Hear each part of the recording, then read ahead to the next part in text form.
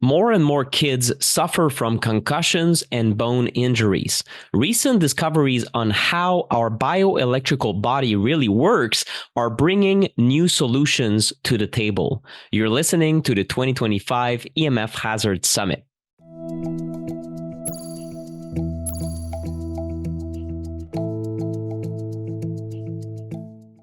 My name is Nick, the EMF Guy Pinot, and this is the EMF Hazard Summit, Protect Your Children. In this fascinating presentation, Dr. George Roth reveals new scientific findings around bioelectricity that highlight the importance of treating concussion and bone injuries very early as they happen. Dr. George Roth is recognized as an authority and pioneer in the field of physical medicine. He is the developer of a breakthrough system called matrix repatterning, as well as the Safe Zone EM device, which you'll hear about during this interview. Let's jump in. I'm here today with Dr. George Roth. How are you, George? I am very well. Thank you, Nicholas. Nice to see you again. Nice to see you again. We connected a few times before, and for people that are not familiar with your work, what is your professional background quickly, and how did you end up starting to appreciate the impact that EMFs can have on the human body? Yeah. Well, my background is now for almost 50 years in practice as a chiropractor, naturopath, and osteopathic practitioner. Studied in Toronto in the U.S., so Canada and U.S. And I discovered some issues that showed up as bioelectric signals in the body that told me where injuries were, which was just sort of a happy accident that happened over the years. But then within the last 10 years, I started to notice that these signals were significantly impaired. I was unable to detect them as easily. And also, we were having challenges in treating. And again, just by accident, I realized it was caused by interference from electromagnetic pollution, Wi-Fi, smart devices. And I quickly scrambled because I've been teaching this for a number of years up to that point. And me and the other practitioners using my techniques were suddenly having great difficulty. And so as a result of that, I came up with some strategies and some technology, which I'll talk about as well, which have been transformative for our practice, but then turned out to be quite a benefit to people who started using them in their homes. And so we can talk about that. It's been an exciting journey with ups and downs, but I think that's something that I'm glad to have the opportunity to share with you today. Yeah, and something that you made me appreciate. We met a few times, and I did experience your matrix repatterning. I'd say framework that goes way beyond what I experienced from chiropractic before. You use magnets, for example, and I know that you have found, let's say, new ways of looking into the bioelectrical properties of the body in order to restore structural function. Can you talk about some of these case studies that you showed me? Because I think that they're especially impressive of what you found in certain children that had, for example, concussion you mentioned before the interview. Yeah, for sure. I think it could be easily illustrated with a few slides to give you some background. Sure. Okay. And I've shared this with you, some of this material before, and I think for your audience, it might be helpful that we have a look at that background. So it's a long history. So basically, the idea here is that the body is a bioelectric transmitter, conductor, generator. And so when we are now living in a world that is being altered bioelectrically, electromagnetically, we are all experiencing some of those detrimental effects. And this is really key to how I unraveled some of the mystery of how the body was affected by injuries. So something that happened many, many years ago, this is almost 50 years ago now. So I was a student at the chiropractic college and studying dissection. And I started to notice that there were significant differences on one side of the body versus the other in terms of bone structure. This was further confirmed by looking at x-rays And no one could explain these differences. And little by little, I started to put together, some of this information and realized that these changes were happening within the skeletal framework in the bone structure, which no one had talked about. And noticing, for example, one shoulder bigger than the other, the ribs being depressed or deformed on one side, changes in the lower extremities and the legs and the knee. All of these things started to show up. And at first, I didn't know what to do about it. But then I started studying osteopathy and other techniques and realizing that there was something going on within the deeper framework of the body that happens all the time due to injury. So one of the things I talk about is the fact that we are subject to the forces of nature and especially gravity falling on our different parts of our body, the knees, the wrist, the shoulder, and even the head. And these have significant effects because bones are very, very dense. They absorb that energy and they actually are changing because of it. So I basically developed the technique around this idea that maybe we could change bone. And lo and behold, we were able to start changing the structure. And these issues were starting to actually be measurable. We could see differences in the size of the bones. Other students, practitioners from around the world that are now using these techniques were able to measure those changes before and after treatment. And when that changed, everything else changed. The joints started working better. The spine started to improve. Organs started to work better. And it's amazing, but this is now being verified by research, confirmed. This was just in 2005. Studies at the University of California actually confirmed exactly this, that bone enlarges with injury. This is impact using high-powered microscopy, okay? And so when this expands, it changes the bone, and even after the injury, it stays enlarged. It's larger than when we first started. So down here, you see enlarged bone. It expands dramatically during the injury, and this was the original size up on top, and this is what they were able to confirm in 2005. So my observations were actually verified at that time. So it was quite gratifying to realize that.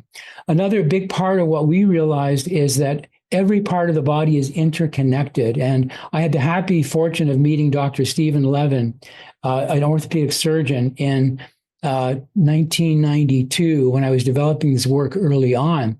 And he started to recognize that there were significant structural issues in the body that he identified as biotensegrity. So Dr. Levin basically started to explore this. We taught together for quite a number of years. We still interact quite a bit. And then this was also confirmed later by a cell biologist, Dr. Donald Ingber at Harvard University, who looked at the cell structure and realized there is this structural framework in the cells and between cells that determine exactly how it works. And so when you have an injury, this cell structure is altered. We call that a primary restriction. And so if you look on the left here, this is the cells and the fibers between cells. All of these change shape when there's an injury. And in bone, it's especially evident because bone can't get rid of that energy. Bone stores that energy and literally changes shape. So if you bang on a table, for example, you bang on it, you can hear it clearly. If you bang on a pillow, hit it with a hammer, you don't hear anything, it doesn't absorb the energy. And you won't see any evidence of injury on a pillow, but you might see it on a desk or a table if you bang it with a hammer, right? So this is illustrating what happens to an injury, let's say in the femur. And I'm sure many people have experienced this falling on the hip. So you see this we actually can measure this change. The bone expands, and that results in changes to the bone. It expands, it pulls on all the fascia around it, but because it's connected through this framework of the body, we call it the biotensegrity matrix, it creates mechanical stress that is then transmitted to different parts of the body. It can cause neck pain, shoulder pain, knee pain. And the big challenge was, where are these symptoms coming from? And people are chasing symptoms. And I said, no, there's got to be an underlying reason for these symptoms. And lo and behold, we were able to find those areas. And what was interesting about that is we were actually able to measure them electronically. Okay, so we started using pulse magnetic field devices early on. We could actually pick up these changes, but originally using our hands. But it's understanding how the cells work electronically. And so what we have is ionic charge, different ions, sodium and potassium primarily, that are constantly being bounced across the cell membrane. And this generates voltage. This is basically every cell in our body is a small battery. And, the idea that we could get away with walking around with all these trillions of batteries in our body, and we think we can go into an electronic field that's not the same frequency, it's like, we have got a problem. And guess what? We did develop a lot of problems. And so this is why we can pick up electrical charge from the heart using electrocardiography. We can see it with brain impulses. We can pick up the electrical signals in muscles and nerves. All of these things are affected. But what happens when the cellular batteries change shape? And that's a big, big issue. And that's why we connected injury and all of a sudden an alteration in the electrical properties of the tissues. And that's what we were detecting. Okay, I didn't realize that until later on, and especially when we started to get the interference. Okay, so as a result of that, there's more studies that have just come out. For example, that bone is extremely bioelectric.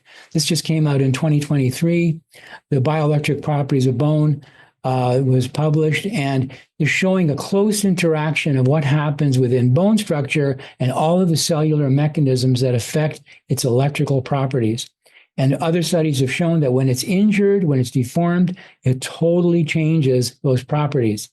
And this exerts a profound influence on its metabolism, homeostasis, regeneration, and health and disease. And they recognize this in this study by studying bone very closely.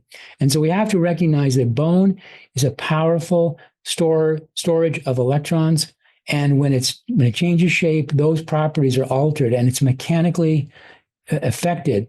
And so injury, especially with bone, changes it, and because it changes the structure, changes its electrical properties. So we were able to detect these bioelectric changes in the body using various forms of technology. And one of the devices we were able to develop is based on a magnet that's called an alternating polarity concentric magnet, which actually produces a form of electromagnetic field that stimulates microcurrent in the tissues. We didn't realize this initially. We knew that it was helping, but we didn't quite understand the technology behind it. And so over the last 7 or 8 years, we've been able to develop this technology further, and scientific evidence using magnetometers have shown us that there is a form of cascading electrical signal going through this magnet that stimulates the body. So we know it helps with pain and tissue repair, but it also has been shown to help us figure out where these injuries are within the body. And as I said, there's double-blind studies to support that. Now, because of that technology, we were able to apply that to our assessment, because when you apply this type of magnet to the body, it actually turns the switches back on, the electrical switches back on, which has helped so many people with pain, but it also tells us as practitioners where the problem is coming from. And we can use that to scan the entire body. And we basically, because of this interconnection between all of the different parts of the body, we can actually detect that anywhere. And one of the things I've told people before, if you want to know how the body's interconnected, just take a moment, and I suggest people try this if they want. Close their eyes, notice how the neck and shoulders feel, and then clench your fists and notice what happens to the tension in your neck and shoulders, and then relax your fists. Do that on and off a couple of times, and you'll see how that when you clench your fist, it feels tighter, right? And through the whole body, but you can actually feel it clearly in the neck and shoulders. It's a very sensitive area. This gives you a simulation of an injury, which is represented by the fist. So that's why an injury in one part of the body feeds through the entire body. But in order to find out where the source is coming from, we needed to find this technology. And that was great. It worked really well, right? Until it didn't. And the problem was we encountered interference. Okay, so we'll talk more about that in a moment. So then we were able to apply that to treatment, because not only did this magnet find the injury, it actually improved it, okay? Because it actually is therapeutic. And so we can use that with gentle pressure. That's what matrix repatterning does, literally changing the shape of bone. It's incredible. And when it first happened to me, I was shocked. Many of the practitioners I taught, this idea of gentle pressure, we call it containment. Entrainment is using a biocompatible electromagnetic field, which the magnet seems to develop. And so that combination was profound in its effects. And we started to notice bone changing. Fortunately, a number of years ago, we had this wonderful opportunity. A young hockey player who was really in bad shape. His parents noticed that at 15 years of age, he was hobbling up the stairs. And they took x-rays, very careful x-rays, which is unusual because he had a genetic bone condition that they were worried about. So they were very precisely measuring the size of his knee, all right? And after 3 or 4 treatments, they were shocked because the bone literally shrank to a normal size. And literally, they were able to measure this change. It was a full 5 millimeter difference in size. And not only did it shrink in size, the joint actually improved. You can see the joint here is open. Here it's closed on the left side. It's opening here. And his parents' comment was now he was flying up the stairs again, able to go back and play hockey. Wow. But this is the kind of thing that we just knew was happening from a clinical point of view. And now X-ray evidence has shown and supported that. Another powerful opportunity here, we had one of our practitioners treated a young girl who had a terrible fracture in her tibia. It wouldn't heal for 5 years. They had to put a metal rod in, as you can see here. The bone started to deteriorate. They said there's no hope for this. They tried everything, bone stimulators, everything to try to heal it. It would not heal. This was going on for 5 years. You can see it from the view from the front and from the side. The bone is just completely broken down. This young girl was hobbling. She had to use a walker at the age of 15 by the time she was seen. The injury happened at age 9. This is after 6 treatments, normal, healthy bone, using matrix repatterning. And it was amazing. Her parents were shocked. The surgeons were shocked. They'd never seen anything like it. The rod has now been removed. This is about 3 years ago. She's functioning normally like a young teenager. I think she's 18 now, and she's doing great. And this is something that's so significant. And the opportunity to see that visually and verified that this actually can occur. Okay, it's very profound because these changes in bone affect everything else. It changes the internal organs, the joints, and even the brain, as we'll talk about in a moment, okay? And so when we say when we're repatterning is we're restoring the cell structure, we're letting the puzzle pieces fit back together the way they're supposed to. It removes the biomechanical stress in the joints, reduces pain, and it improves cellular communication. We know that because we see improvements in brain function through EEGs. We see improved laboratory evidence, improved liver function, cardiac function, and so on. And if you don't correct that, the problems keep returning. So matrix repatterning has been shown to restore all that, the ideal size and shape, improve biomechanics, the bioelectric properties, and intracellular communication. And really, it's about helping the puzzle pieces fit. So many practitioners now, medical doctors, physiotherapists, chiropractors, and occupational therapists and other practitioners from around the world are now using this technology to help so many people. We're so gratified. We just started teaching this in Europe. We have practitioners being trained in Germany, the Czech Republic, Ukraine, and also Australia, New Zealand, all over North America. So they are seeing these changes. And so many of these solutions now we've been able to achieve for all kinds of conditions. And I won't go, there's a long, long list. It keeps growing because when you normalize the body heals itself. We're just supporting that. It's magic. It's the magic of the body. I was gifted with this opportunity to discover these basic principles, but they've been put to the test. They've been verified by other practitioners, and they're used to help so many conditions, from snoring and sleep apnea to organ function. I work with dentists as well who've had significant improvements in issues with dental pain and so on, chronic pain. And we want to talk a little bit about this big issue that we're seeing more and more of nowadays in all kinds of activities, and that's concussion. And this is an area that I've been exploring for quite a few years. And these same bone changes are taking place in the head. And it's rare. If you have kids, I have kids, it's rare that you don't see a little toddler jumping and off of things and bumping into furniture and hitting the floor. Sure. It starts from day one. And even before that, in the womb, sometimes we see these changes during delivery. These are altering the shape of the skull and therefore affecting the mechanics of the nerve supply, the blood supply, and so on. And we know this is happening. It's a measurable change. And what's beautiful here is we can actually change that shape. And one of the researchers who's been looking at traumatic brain injury for many, many years, Dr. Norman Doidge, started investigating our approach to treating concussions and wrote about it in his recent book. He wrote originally The Brain That Changes Itself. And then in 2016, he published this book called The Brain's Way of Healing, where he talks about matrix repatterning. It was actually originally the longest chapter in the book, but the book was cut in half, was too long, but he insisted on having it in the appendix. And so there's information about that. We see people, because of his best-selling book, people with concussions and brain injury from around the world.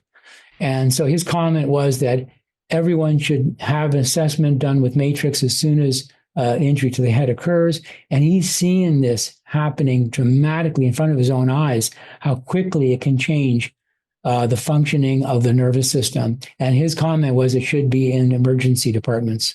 And that's what we hope one day it will be. And more medical doctors are taking the training as well.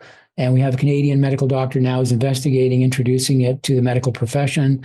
So we're hopeful that's going to develop. So these changes in the shape of the bone of the head are quite dramatic. So on the left side here, this is an example. I took a quick picture before and after one treatment of a young lady who came in because of injury that she'd had to her forehead. On the left side here, there's a little bit of a flattening of the skull. And this is before treatment.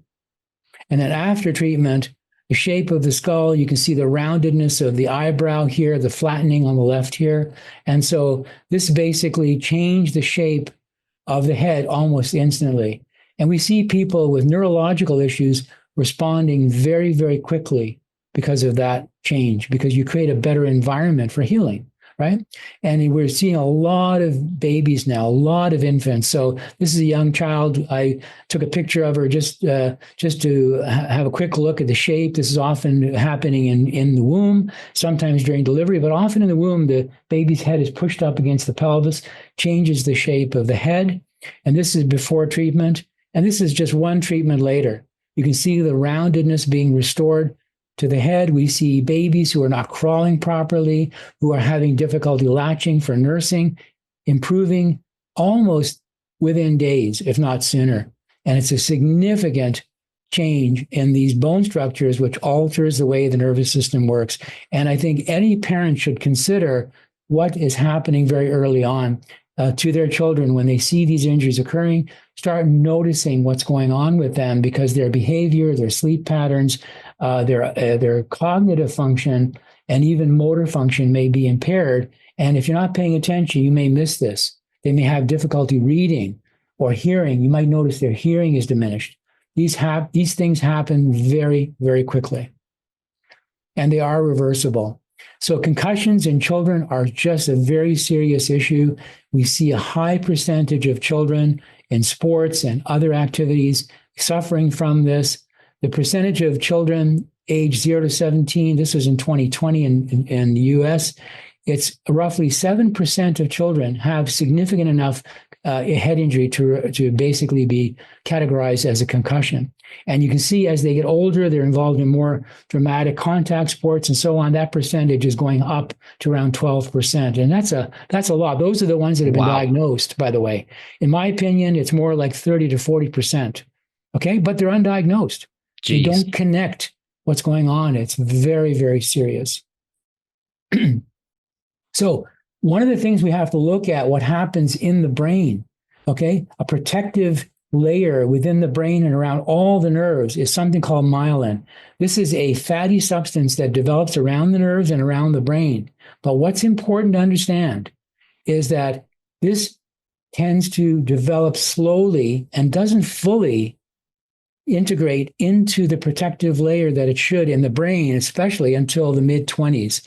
And this is affected by injury. We know this is altered. The entire nervous system is, the cell structure is affected. So the question is, how much is this affected, all right, as part of it? And since the myelin is not fully developed, okay, in young people, and then we have a big concern. Every time I see this, my heart sinks and I get scared.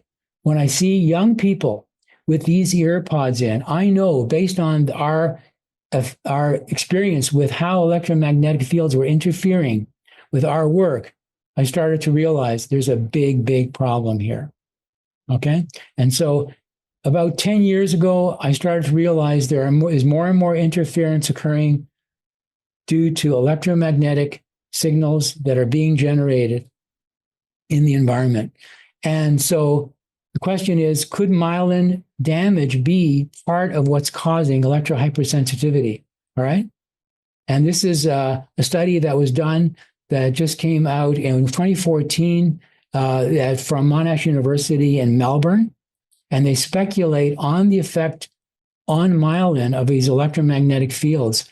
And they notice that there's a possible deterioration due to the electromagnetic fields on the myelin, causing it to deteriorate, which reduces its protective function and can make electrohypersensitivity more prevalent. So people with concussions are much more sensitive to these electromagnetic fields as well. So that's why looking at what we're doing with matrix repatterning and how that can also tie into the importance of what's going on electromagnetically in our environment is a crucial piece of the puzzle here.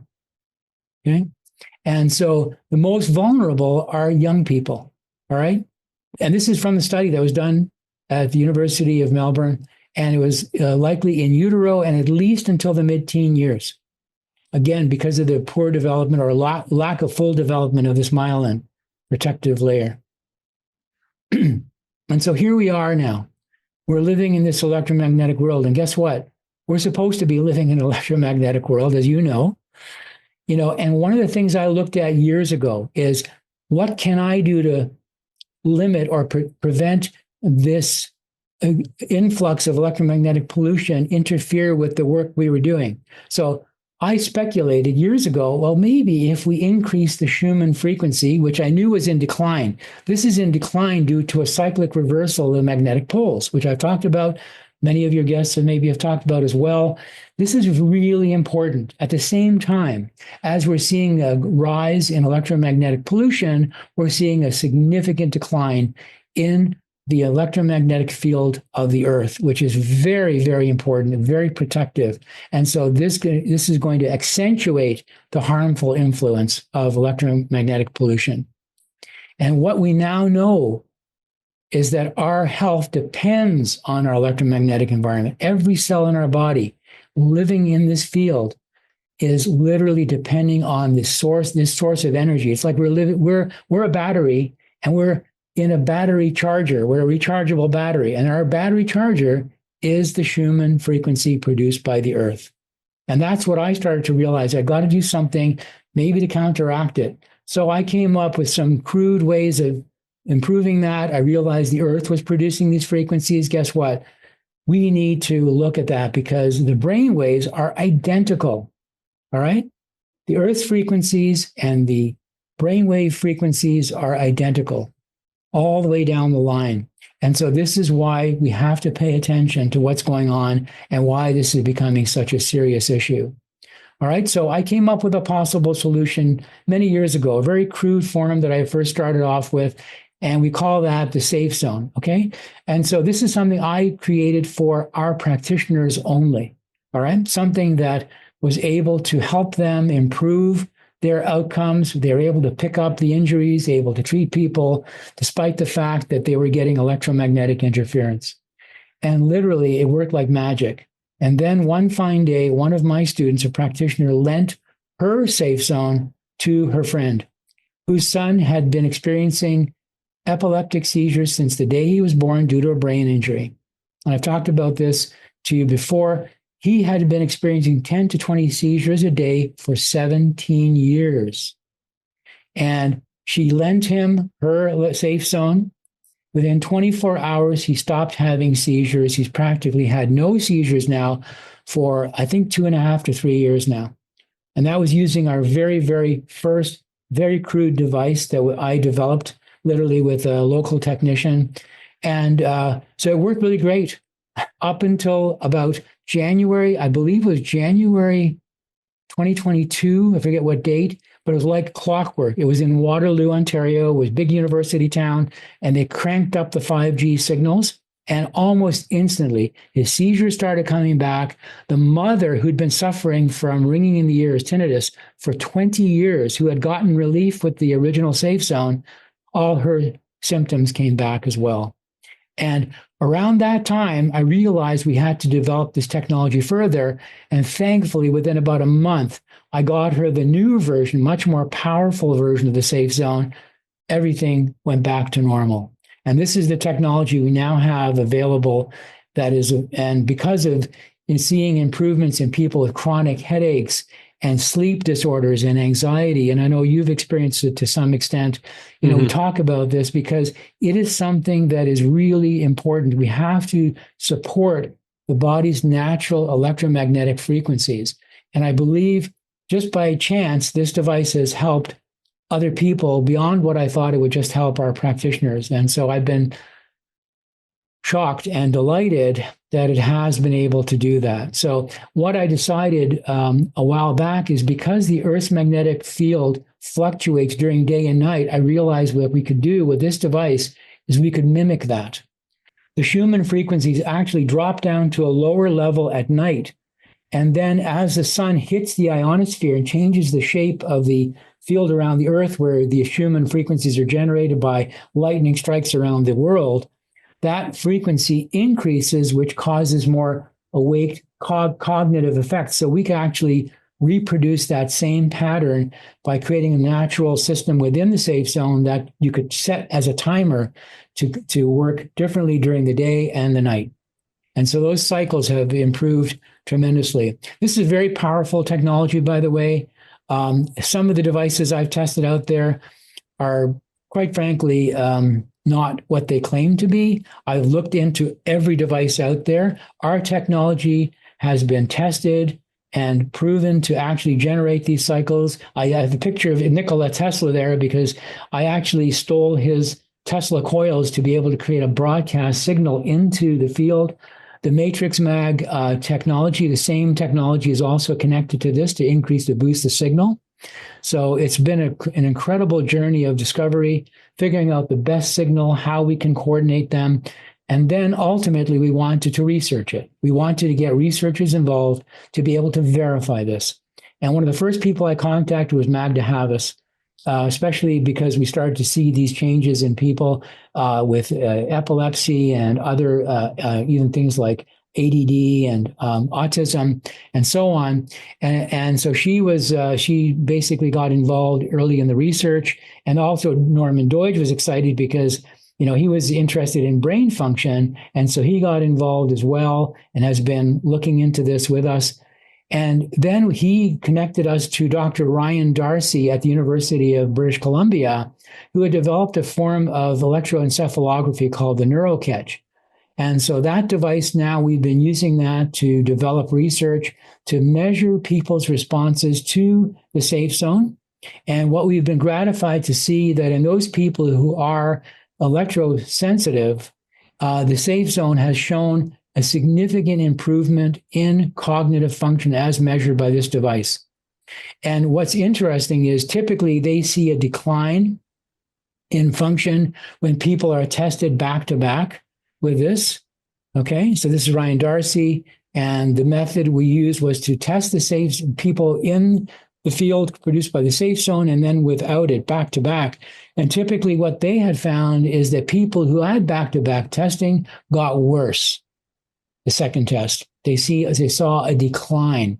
They were shocked when they noticed that people, when they did the second test in the presence of the Safe Zone, the subjects did not know what was going on. They just knew they were doing two tests. They didn't know the Safe Zone was off for the first test and on for the second one. And so they had an improvement, which was a surprising outcome. All right. Increased speed of processing, reduction in the noisy brain, the amplitude of these signals as well. And so these are outcomes that we were able to track looking at, you see here, the blue graph measures people without the safe zone. And then with the safe zone is the green line, which indicates it's come back into a normal range. And these were repeated again and again with different test subjects. The blue again being without the safe zone, the green with the safe zone. And in several cases we used as well, we tested people without the safe zone in both cases, with this off in both. And then we tested the same test subjects, testing them before and after. And again, you see an improvement with those people. But it got worse in the case of testing back to back, which was typical before that. So this is starting to develop this research has been a big challenge. So we are continuing to gather data. And so ultimately, we now have a device that seems to be helping many, many people. All right. And so it's creating these Schumann frequencies in the normal range, which are occurring day and night. It's like a natural alarm clock. You can set the timer when you want to wake up, when you want to go to bed. So these frequencies then are generated by a powerful transmitter, which sends it out into the home or the office into a large radius. And we can detect these out into a large area, up to 4,000 square feet. There's two different devices. One is the standard, which is roughly 2,000 square feet in diameter, a signal, and then the plus version up to 4,000 square feet. But this also depends on the level of electromagnetic exposure. Some people have found that if they have a lot of signals around them, or they can't avoid being near towers, cell towers, and so on, a plus version may be necessary for them. And so, we give people an opportunity to experience it. They have a full 90-day or 3-month trial, so there's no risk at all to trying the device, see what works best for you in this situation. And if it doesn't help, it can be returned, So we stand by it, and this is something, we've talked to you about before. But this is very important to consider as a possible way to counteract the effects. It doesn't take away from all the other things that you recommend to minimize your exposure, to improve your general health. Turn your stuff off at night that you don't need. You do Ethernet cabling or wiring to avoid Wi-Fi within the home. Limit your exposure as much as possible, but you can't always do that, especially in a condominium. I know you have that situation, people living in offices or working in an office. It's really hard to avoid. This is where the safe zone, I think, could help other people. So the benefits have been, it helps mimic the Earth's frequencies. It's reduced many symptoms, including headaches, anxiety, sleep disturbances. We've had people and dogs who've had serious skin irritation, especially with the 5G introduction, who've stopped having skin irritation, people with seizure activities, and so on. And the important to recognize that the safe zone does not block the electromagnetic signals at all. It simply compensates for them by producing a more biocompatible signal that basically all life on this planet is based on. Okay?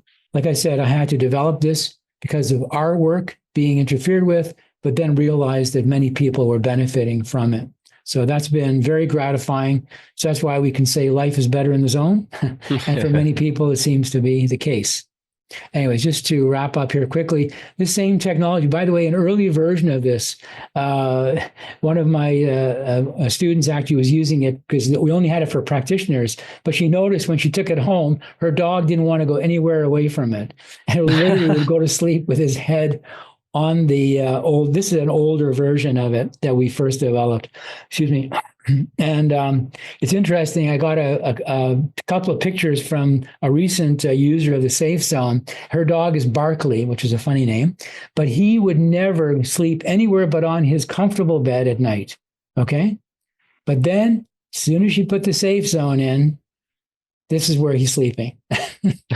Near the Safe Zone. You can see the Safe Zone up here. That's where Barkley wants to be. Animals, cats have done the same thing. they recognize that this is life-giving and supportive and makes them calm and relaxed. This is how they respond, So animals don't lie, right? There's no placebo effect. So the same magnet technology we've also had available for people to use at home. So this is something we've been happy to offer people. The same technology that we use in the office is a form of it that's available to people to apply to painful areas, low back. We see many people, low back issues, chronic degenerative changes, and so on. This technology has helped so many people. And so we now make it available in a home version as well. And so this shows you a few examples of how to use it for the low back, people with concussions and neck issues, the knee, and so on. There are different ways to apply that technology. And we've been also developing more technology based on this same thing. The Safe Zone includes that technology. And then with the other products we have available besides the home treatment kit, we also have wristbands that can be worn. People who've actually had electrosensitivity wearing these devices either in a wristband form or a pendant or attached to their phone have found that it helps to counteract the effects of electromagnetic interference too. So that was a surprise to me. Actually, it was the woman whose son had epilepsy. She clued me into this. She noticed that when her son went to her father, who did not believe in any of the electromagnetic stuff, he had computer banks and all kinds of stuff. Her son would come back and be in post-traumatic stress for 2 or 3 days after coming back. So she decided to secretly sew these magnets into his clothing. And so when he came back, he would be a bit upset for about an hour or two instead of 2 or 3 days. And so it seemed to really help. And people have commented on that. They found their headaches are improving, even just wearing it as a wristband or a pendant. So it's surprising. But when we look at this technology, actually, there's some evidence that it's very ancient technology that goes back possibly even to ancient times. All right. So like tracing it back. So anyway, so this technology is available. Matrix repatterning is something that we encourage you to look into. You can check our website at matrixrepatterning.com. You can contact us. The other devices, the Safe Zone, the Matrix Mag, there's information you can get on our website, wellnesssystems.com. And I know, Nick, that you've been, supporting this and you have it available to your audience as well. And so we can talk about that. So I will stop my slides there. Sure. Well, all the links going to be under the video. How I see, all this fitting in the EMF story is really that the more disconnected we've become from our natural environment, and the more we're adding artificial frequencies in, the more chaos our body experiences. And the same thing is true for our children, except it's even worse for them as they are not myelinated. They're still developing their brain. So the technology you've created and the biomatrix also, in a sense, both contribute to restoring normal bioelectricity in our body. So I think it's brilliant. I've had great feedback from my community from your product, so that I'm very happy that you presented this in the EMF Hazard Summit. I know this is something very cutting edge, and what I'm especially hopeful for is that since you're working closely with let's say more mainstream scientists such as Dr. Deutsch and others, is that we can have more and more evidence around these products, so that way we can expand how many people can benefit from these different technologies, including the biomatrix the matrix repatterning, which I've experienced myself. It really helped me, change the way I move, but I can only imagine how profound it can be, that technique, and when it's applied to children. Because if you have dysfunction when you're 5 years old or 15, of course, that dysfunction can get even worse, and you end up as an adult that is in chronic pain, or you have a limp, or there are other functions that are simply not working. So it got my mind spinning again. Each time I talk with you, I learn something new, and I'm very, very grateful for your presence on EMF Hazards 2025. Do you have any parting words for parents that you want to share? Exactly. I just want to, as a parent, I really feel that the sooner we can intervene to support our children's health and development, recognizing that injuries are very common and electromagnetic exposure has been shown to be detrimental. And the sooner we can intervene and support recovery and improving the environment for them to develop in, the more likely we are going to protect them from the detrimental effects of cognitive decline, of neurological dysfunction. And, many parents are now recognizing the increase in ADHD, ADD, autism. This is one of the factors. There are many factors involved, but this is something we can do something about by getting them checked, getting their structure improved by consulting with a matrix repatterning practitioner that's available on our website, and also recognizing the possibility to improve their electromagnetic environment through many of the technologies you've been exploring. So thank you for your service, Nicholas, because you have brought this, to the attention of the world and to your community and to all the parents out there. So I wish you all well, and I'm here to support you in your effort to support your health and the health of your children. Thank you so much, Dr. Roth. It's been really lovely. Thank you. I really hope that you liked this presentation. If you want to take action on what you just heard, you'll find links to everything that was mentioned by our guest speaker right underneath this interview. If you love this summit and want to own the recordings in audio, video, and written form for all of these 2025 interviews, make sure to click the buttons on this page to get the 2025 EMF Pack. This EMF Pack is heavily discounted during the summit launch and for a very limited time. Remember that every purchase supports my work as an independent citizen journalist, as well as the nonprofit partners that are associated with this summit. Thank you for your attention and support, and I'll see you in the next presentation.